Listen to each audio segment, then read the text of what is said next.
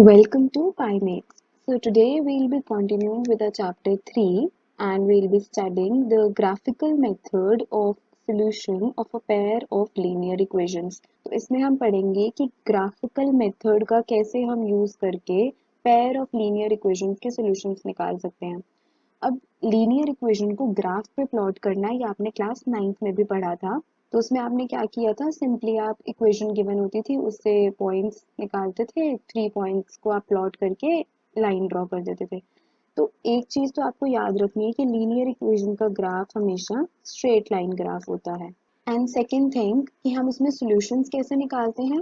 अब वहां पर आप एक इक्वेशन के सॉल्यूशंस निकालते थे और प्लॉट कर देते थे। यहाँ पर हम क्या करेंगे, फर्स्ट इक्वेशन के सॉल्यूशंस निकालेंगे उसका टेबल बना के, सेकेंड इक्वेशन के सॉल्यूशंस निकालेंगे उसका टेबल बना के, और वो दोनों लाइंस को हम ग्राफ पर प्लॉट करके फिर वहां से उनका एक कॉमन सॉल्यूशन निकालेंगे। उन दोनों पेयर ऑफ लाइंस का हमें कॉमन सॉल्यूशन निकालेंगे। तो इसके बारे में वील बी स्टडिंग और आपको और पता चलेगा। So let's start. Okay, so first let us go through this table. In the first column we have the pair of lines. अब मैंने आपको इंट्रोडक्शन वीडियो में जनरल फॉर्म बताई थी लीनियर इक्वेशन की, which said ax plus by plus c is equals to 0. तो ये general form होती है linear equation in two variables की। तो अब हमें दो इक्वेशंस गिवन होंगी इस टाइप से, ये फर्स्ट इक्वेशन होगी और ये सेकंड इक्वेशन। अब हमें क्या करना होता है, इन दोनों इक्वेशंस के रेशियोज कंपेयर करने होते हैं। रेशियोज मतलब ये a1 x का कोफिशिएंट और ये a2 यहाँ पर भी x का कोफिशिएंट, ये फर्स्ट इक्वेशन हो गई हमारी, ये सेकंड इक्वेशन। तो हम क्या कैलकुलेट करेंगे, a1 by a2 and b1 by b2, और हम चेक करेंगे कि ये दोनों, अब हम जब फ्रैक्शन में लिखते हैं तो उसको हम रेशियो बोलते हैं, तो ये दोनों रेशियोज या ये दोनों की वैल्यू a1 by a2 और b1 by b2 की वैल्यू इक्वल आ रही है या नहीं आ रही। अगर नहीं इक्वल आ रही तो फिर हम आगे प्रोसीड कर जाएंगे। अगर इक्वल आ रही है तो फिर हम आगे c1 by c2 भी निकालेंगे, ये वाला। तो c1 by c2 के वैल्यू इक्वल भी आ सकती है इन दोनों के, और नॉट इक्वल भी आ सकती है। अब इस केस में नॉट इक्वल आ रही है, सेकंड केस में और थर्ड केस में हमारी इक्वल आ रही है। तो अब इससे हमें क्या पता चलता है, अगर हमारी a1 by a2 और b1 by b2 की वैल्यू नॉट इक्वल आ जाती है तो these two lines are intersecting lines. Intersecting lines कैसी होती हैं, ऐसे आपने पढ़ा है, जो एक पॉइंट पे कट करती हैं एक दूसरे को। तो इस केस में एग्जैक्टली वन सॉल्यूशन आता है। क्यों? क्योंकि जहां पर ये दोनों मीट करेंगी उस पॉइंट को हम सॉल्यूशन बोलते हैं। सॉल्यूशन से हमारा मतलब है कि वो फर्स्ट लाइन और सेकंड लाइन दोनों को सेटिस्फाई करता है, दोनों का सॉल्यूशन होता है। So this is the common solution of both the lines. तो दोनों लाइंस का कॉमन सॉल्यूशन होता है। तो हमें एक एग्जैक्टली वन सॉल्यूशन और वी कैन से इसमें यूनिक सॉल्यूशन मिलता है, और ये इंटरसेक्टिंग लाइंस होती हैं। So you need to memorize these ratios, आपको ये लर्न करनी है।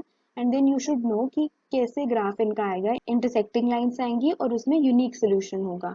तो इसका एक एग्जांपल है, for example if we take 2x plus 4y equals 6 and 4x plus 6y equals 8। तो ये हमारी फर्स्ट इक्वेशन हो गई, ये सेकेंड इक्वेशन हो गई। अब हम 2/4 फर्स्ट रेशियो कैलकुलेट करेंगे, a1 upon a2 which is 2/4। 2/4 किसके इक्वल होता है, 1/2 के।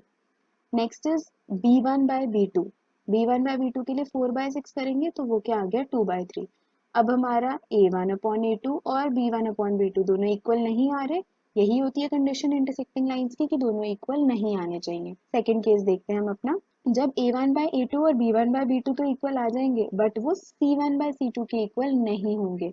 तो उस केस में वील से दे आर पैरेलल लाइंस। तो पैरेलल लाइंस आपने देखा ऐसे होती हैं, दे डू नॉट मीट, वो कभी भी मीट नहीं करेंगी।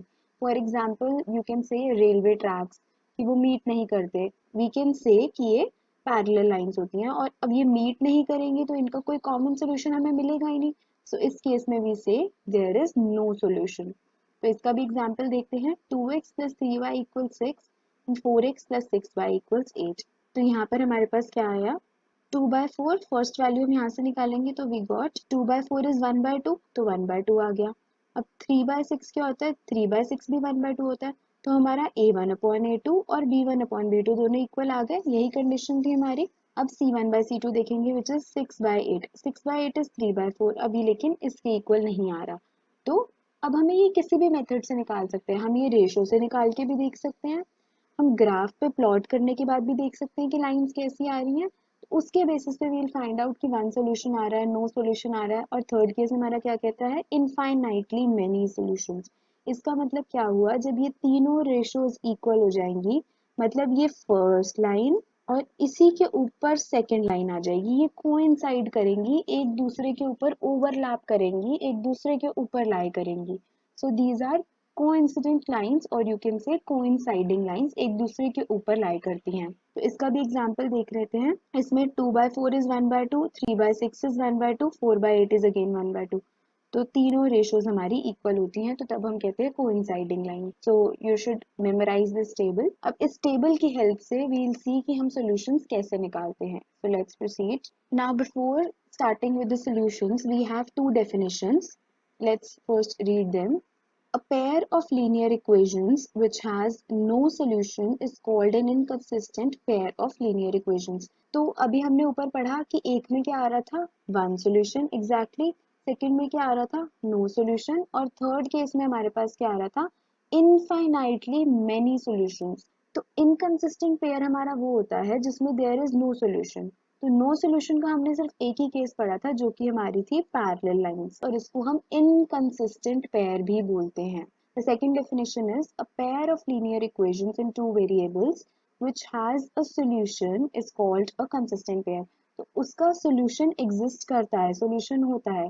तो हमारी intersecting lines में भी solution होता है, चाहे one solution होता है, और coinciding lines में जो एक दूसरे के ऊपर overlap करती हैं, उसमें infinitely many solutions होते हैं हमारे पास। तो दोनों ही cases में we have solutions। तो जब नो सोल्यूशन होगा व्हील से inconsistent pair of linear equations, और जब सोल्यूशन होगा तो व्हील से कंसिस्टेंट पेयर। कंसिस्टेंट में इंटरसेक्टिंग और कोइंसाइडिंग लाइंस होती हैं हमारी, और इनकंसिस्टेंट में पैरेलल लाइंस।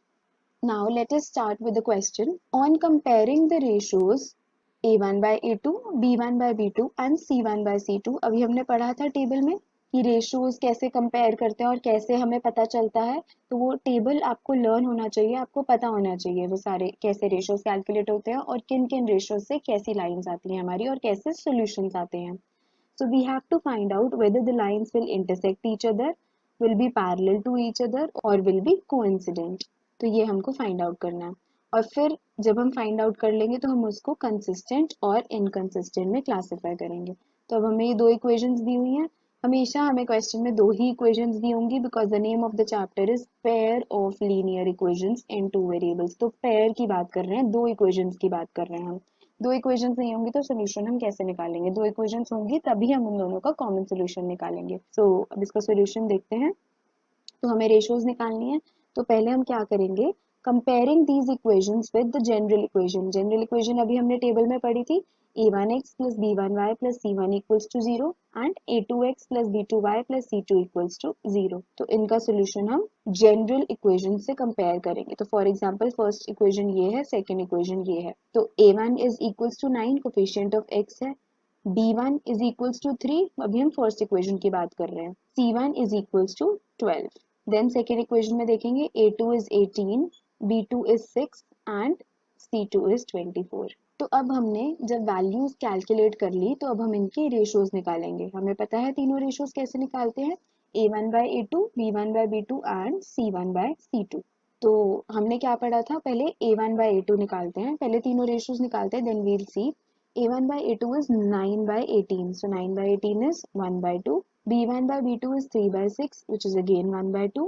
हमने क्या पढ़ा था कि अगर a1 by a2 and b1 by b2 not equal आ जाए तो दैट मीन्स हम वहीं पर रुक जाएंगे and we'll get one solution that is intersecting lines. अगर a1 by a2 और b1 by b2 इक्वल आ जाए, अब इस केस में क्या हो रहा है, दोनों इक्वल आ रहे हैं हमारे, तो उस केस में हम c1 by c2 पे जाते हैं। अगर वो उसके इक्वल आ जाता है तो we get infinitely many solutions, coincident lines. अगर नहीं आता तो वी गेट पैरेलल लाइंस। तो अब देखते हैं c1 by c2 12 by 24 which is again coming out to be 1 by 2। so we can say यहाँ पर तीनों रेशियोज हमारी इक्वल आ गई। तो जब तीनों रेशियोज इक्वल आ गई, what can we say, these lines represent the given pair of equations are coincident. तो हमारे पास कोइंसिडेंट लाइंस आ गई and there are infinitely many solutions. तो हमने क्या पढ़ा था, कोइंसिडेंट लाइंस में इनफाइनाइटली मेनी सॉल्यूशंस होते हैं। और कोइंसिडेंट का क्या मतलब था, अगर ये फर्स्ट लाइन है हमारी तो इसके ऊपर ही ये हमारी सेकेंड लाइन ओवरलैप करेगी। देयरफॉर अब जब सॉल्यूशन आ रहा है तो हमने क्या पढ़े थे, दो, कंसिस्टेंट एंड इनकंसिस्टेंट। तो ये कंसिस्टेंट पेयर हो गया हमारा। Because we are getting a solution. तो हमने कैसे फाइंड आउट किया? बस सिंपली रेशोज कैलकुलेट किए और रेशोज को कंपेयर करा and we got consistent pair, infinitely many solutions, coinciding lines or coincident lines. So let's proceed to the next question. Again, we have to compare the ratios and find out whether the system is consistent or inconsistent. तो consistent कब होगा? अगर हमारे पास solution आएगा. That means coinciding lines आ जाए या intersecting lines आ जाए. और inconsistent कब होगा? जब parallel lines आ जाए. So we have these two equations. अब हम इनको कंपेयर करेंगे जनरल इक्वेशन से a1, a2, b1, b2 and c1, c2 की वैल्यूज निकालेंगे। So we got a1 as 3/2, इसको हम फर्स्ट इक्वेशन से कंपेयर कर रहे हैं। a1 as 3/2, b1 5/3। Now c हमारी जनरल इक्वेशन में हमारी constant term left hand side पे है, तो जब मैं इसको लेफ्ट हैंड साइड पर लेकर आऊंगी तो ये -7 हो जाएगा। So I have written c1 as -7। Make sure कि आप इसी फॉर्म में इक्वेशन को कंपेयर करो, जनरल फॉर्म में ही।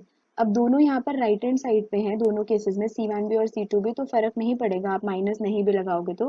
But make it a habit कि आप लेफ्ट साइड पर लाकर ही कंपेयर कर रहे हो। अदरवाइज किसी क्वेश्चन में अगर लेफ्ट में होगा और एक इक्वेशन में राइट में हुआ तो you will and up doing a mistake. So make sure you bring the constant term on the left hand side. तो इस केस में भी यही हो जाएगा 9x minus 10y minus 14 equals to 0. So a2 is 9, b2 is minus 10 and c2 is minus 14. Now we'll compare the ratios. तो a1 by a2 निकालेंगे which is 3/2 by 9. अब you know कि ये डिनोमिनेटर में होता है तो रेसिप्रोकल होके 1/9 हो जाता है. So this we know, 3 1 is 3, 3 3s are 9. So 3 into 2 is 6, so we get 1/6. The second one is 5/3 by minus 10. So 5 1 is 5, 5 2s are 10, so minus 2, so 3 into minus 2 will give minus 6. So 1 by minus 6. अब a1 by a2 is 1 by 6, b1 by b2 is 1 by minus 6, or we can say minus 1 by 6, one of the same thing. तो दोनों values equal नहीं आ रही। अब जब दोनों values equal नहीं होती तो हम यहीं पर स्टॉप कर सकते हैं। There is no need to calculate this c1। तो a1 by a2 is not equals to b1 by b2। अब जब इक्वल नहीं होते तो क्या था इसमें? Intersecting lines. Intersecting lines means unique solution और एग्जैक्टली वन सोल्यूशन, तो वही आएगा। Therefore, these linear equations are intersecting each other, means intersecting lines हैं, one point पे intersect करेंगी तो we'll get only one possible solution, or we can say unique solution. Solution तो आ ही रहा है, चाहे एक आ रहा है चाहे infinitely many आ रहे हैं, तो ये क्या हो जाएगा? consistent pair हो जाएगा। The system is consistent. यही question में पूछा था consistent है या inconsistent. So our answer is it is consistent. Now there are some questions that you will try to solve them on your own. You have to do the same thing. You have to calculate the ratios and find out whether these lines are intersecting at a point, are parallel or are coincident, और जैसे भी lines होंगी उनके according आप उनको consistent और inconsistent के pair में segregate कर देंगे। These are 6 questions that you need to try. तो इसमें आप ऐसे ही calculate करोगे. And if you find any doubt, you can leave the comment below in the comment section, or you can mail me your queries on the mail ID given in the description box, or you can use Facebook or Instagram to ask any query regarding these questions. Or if you want any other topic that I should explain you that you have not understood in your class 9th or any other class you're not able to understand, you can let me know. You can leave the comment below, then I'll make a separate video and explain the topic.